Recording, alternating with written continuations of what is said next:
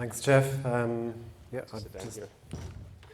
Great. So, I guess first off, thanks to Jeff and everyone for having us here. At Partel, we're really happy with the relationship with AECB. We're not long here, but we've enjoyed the projects with the people that we have worked with in the last couple of years, and we're careful about who we partner with and absolutely comfortable with the AECB, enjoy the projects and enjoy the engagement, and hope we're a good resource for knowledge when you need it. So the idea today for my presentation is to answer some of Andy's and Jeff's thoughts, but also to give you a little bit of an idea about us, what we do as well. I have to do that part. So I am the founder, I'm an engineer, passive house designer.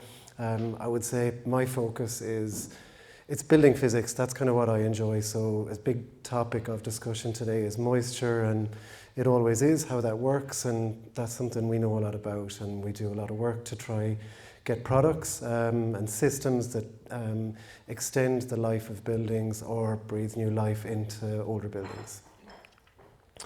So we're an Irish company. We're 11 years old, but we are maybe in what Jeff is just touching on, changing from a small size to a medium-sized company. We're selling in North America, in a number of countries in Europe, but we see the UK and Ireland as our home markets, so we're fully committed and connected with those markets, and that's from, I guess you see it with it's always someone from Partel you'll be dealing with in those countries.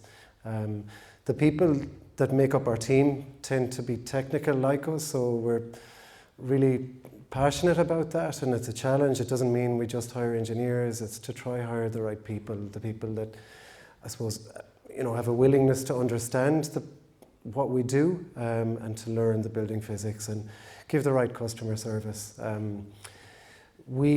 I'd say I personally enjoy the manufacturing process. That's the R&D, the things that go with it. We've got a huge amount of new projects that we're working on in different ways. I think there's 11 or 12 products due to release in the next, 12 months, hopefully. I would have said that would have been done 12 months ago for half of them, but things take longer, but it's something we work on a lot.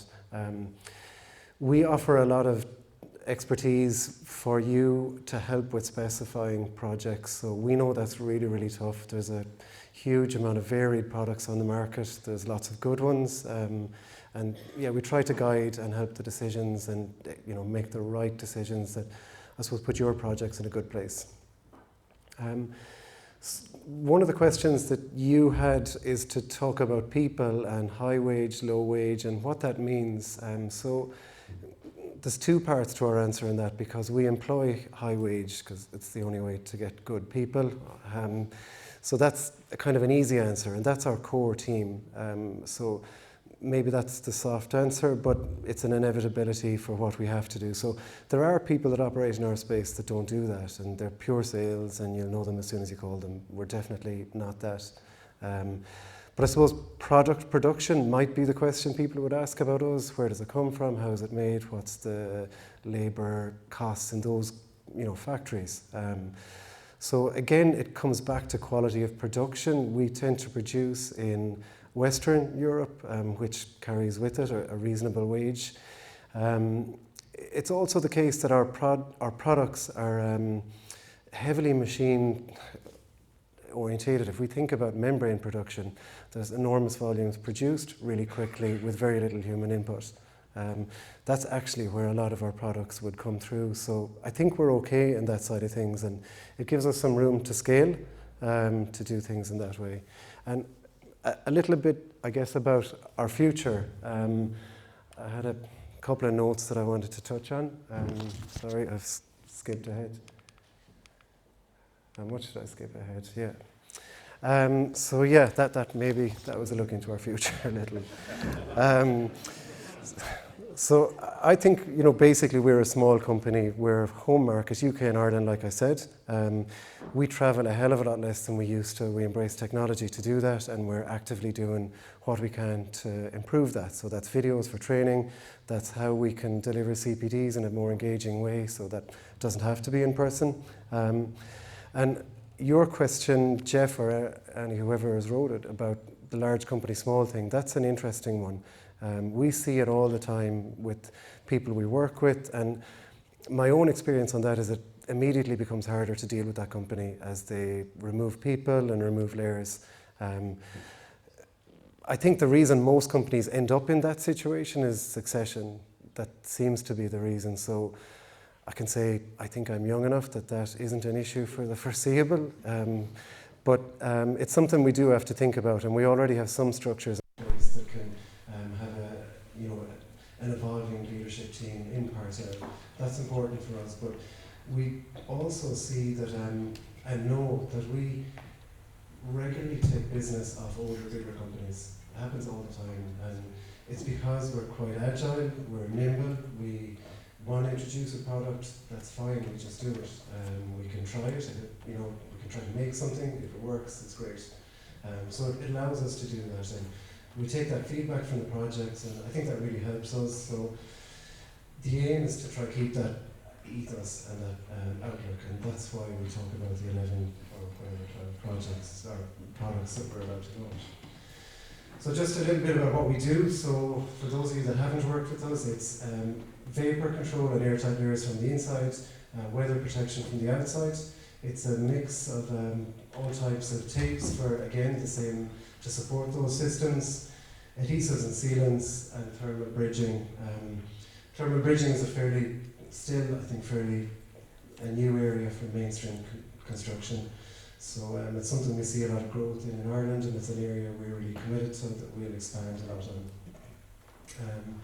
We believe in system tests. We've got, I think, one of the highest number of passive house system tests for different products.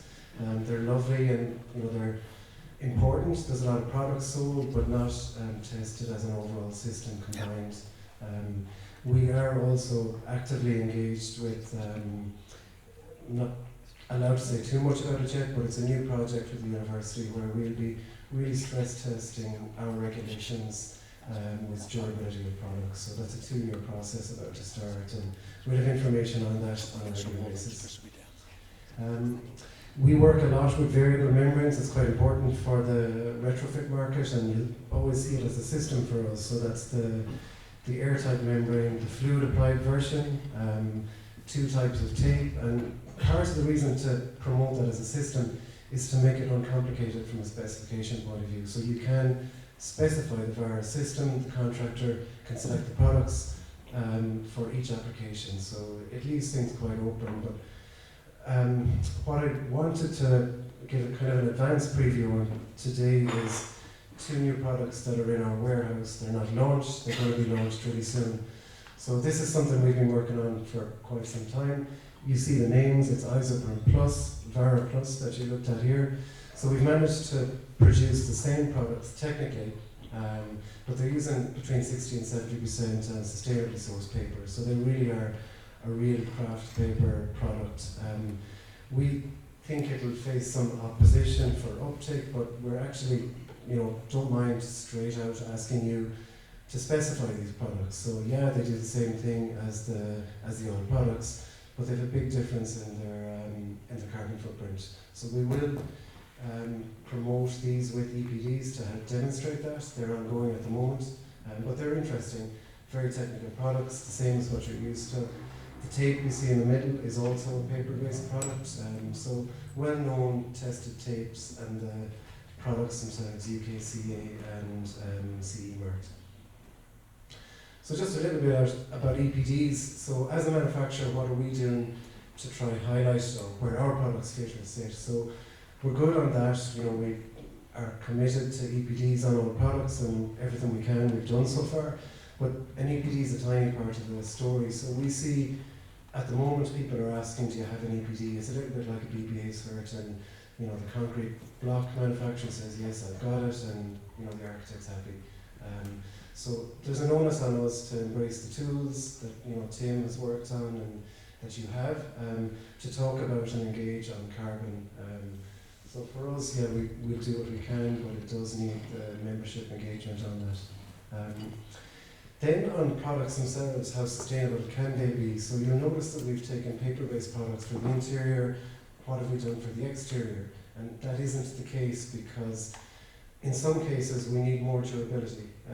We need products that can handle more extreme conditions. So it is the case that some products can be more sustainable, others we can still find ways to improve it, but durability is a huge, huge factor.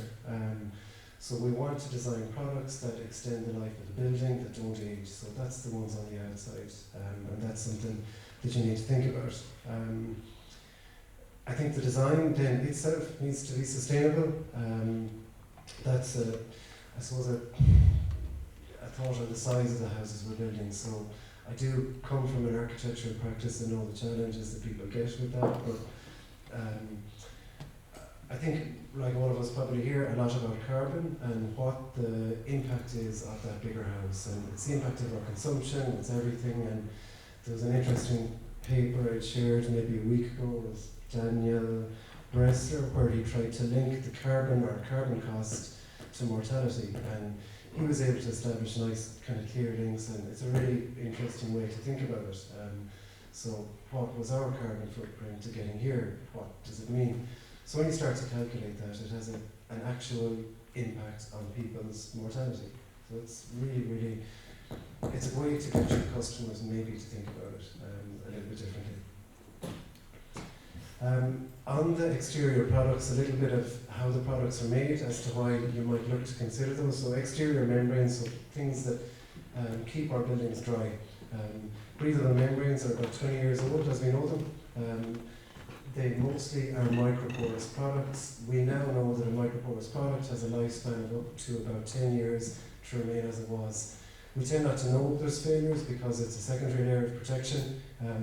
We know now that monolithic products have a much greater lifespan, so layers that don't depend on physical holes in the membrane. So really big differences in longevity, and we are used to, in the UK and Ireland, using incredibly cheap products on the outside, and we will get to repair those roofs, repair those walls, because of a cheap membrane. So for the sake of 50, 60 pounds, you could put 20, 30 years on a building. We have two key monolithic products that you can see over there. They are a little bit different, they're different in weight and how they're made. It's worth having a little look just to see. The Exapar Monoduro is really something that doesn't age. It's a good bit more expensive, but it's actually good value. We also sell fire-rated systems. Fire is an interesting topic when it comes to energy performance. It's a real challenge to get products that are non-combustible that give the same performance. So really we shouldn't be using them where we don't need to, because there's better products that cost less, that do better things. We still find ways to bring in that durable aspect into them, but the price goes up quite a bit. For the tapes, there's a huge amount of different tapes on the market, so we focus on things, again, that don't age, adhesives that are resistant to UV, resistant to moisture, and have no aging issues. The adhesive and the tapes, you'll see products that focus on initial tack. We're focused on long-term durability, so our maximum strength is reached after a period of 24 hours, and we know at that point that we're among the strongest options on the market. This is an interesting product that would have been great if we had some samples of. We sell compact foam and Almavert. We like Almavert a little bit more because it's fully recycled. It's a really interesting product, and it's been used in a lot of projects. It's not that cheap, but it's a really easy product to use on the construction site. So you can treat it just like a piece of softwood timber in every way. So it's easy for the builders just to adopt it, buy a sheet of Almavert and use it as required. So an easy product to spec and to use. A service we offer that I might regret if we get too many inquiries on it, but we do roughly analysis. We don't charge for it. It's a support for our specifications. David, you're going to thank me in a minute, but this is a wall that we had in that showed improvement when MetaVent was used. I didn't know you were here when I picked the slides, but basically it's an idea to show that durability can change when you model a wall. So this wall has OSB on two sides. Basically the OSB on the outside is the problem. Super common, accepted way of doing it, but not that good. On the left you have the moisture content in that timber and the OSB. it's reaching about 16.5% as a maximum. If you change to Medite Vent, you can drop it down to an average of 11.5%. So it's a huge change in moisture content and a big change in risk, and there's just no need to take that kind of a risk. So that's the type of thing you get by doing a Wolfe analysis. We also, as you'll see over there, carry the Lunis decentralized ventilation system, so I'm happy to talk and engage on that. Really interesting type of system. It's viewed as a single room heat recovery. It's not, it's a whole house system. Happy to talk about how that works and how that fits. I'm probably bad on time, so I'll wrap up quickly. This is a project of Tim's, and really just I suppose a thanks for the different projects that we've worked on over the years to Tim and to everyone else in the ACB. I think that's me. I don't know really